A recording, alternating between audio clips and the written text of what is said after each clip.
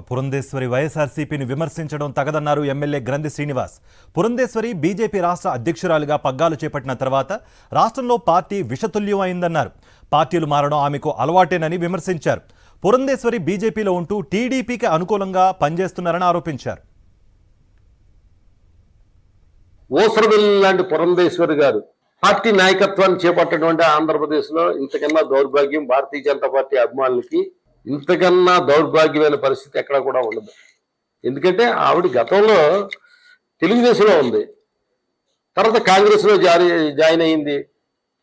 రాహుల్ గాంధీ గారు అనుగ్రహంతో ఆవిడ కేంద్ర మంత్రి పదవి చేపట్టింది. రాహుల్ గాంధీ గారు అనుగ్రహంతో తర్వాత మళ్ళీ ఆ పార్టీలోంచి వచ్చింది, మళ్ళీ భారతీయ జనతా పార్టీలో జాయిన్ అయింది.